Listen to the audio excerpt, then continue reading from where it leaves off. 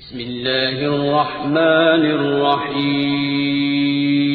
حضور سے پوچھا گیا یا رسول اللہ صلی اللہ علیہ وسلم مرد پر سب سے زیادہ حق کس کا ہے؟ فرمایا اس کی اماں کا، یہ نہیں فرمایا اماں اور بیوی کا۔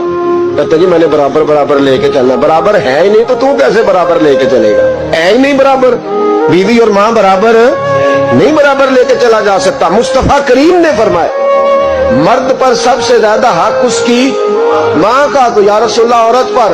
فرمایا اس کے خاوند کا۔ اس کے لیے خانہ کعبہ تو ہے اور تیرے لیے خانہ کعبہ تیری ماں ہے۔ اب یہاں ماحول یہ بن گیا کہ برابر، پہلے 2 4 5 دفعہ بیوی سے چگلیاں سن لیتے ہیں اماں کی، بلکہ کئی تو اتنے بیوقوف ہیں سپورٹر بھی ہوتے ہیں ماں باپ کی غیبتوں میں، کہتے ہیں نہیں ممی آکھاں گا اماں نو، گل ٹھیک ہے تیری جو تو بھی کرنی صحیح ہے بات، ابا جی ایسے ہی کرتے، میں کروں گا بات۔ اب تو وہ شروع ہو گئی، اب تو کہے گا دروازہ بند ہو، تو یہ دروازہ بند ہو سکتا؟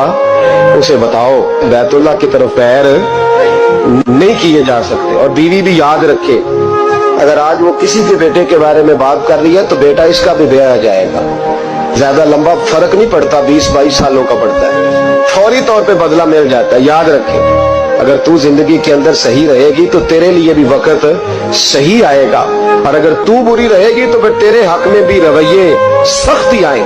ماں باپ کے ساتھ اچھا رویہ رہے۔ اتنے بیوقوف بچے کہ ماں باپ کو آگے سے باتیں کریں۔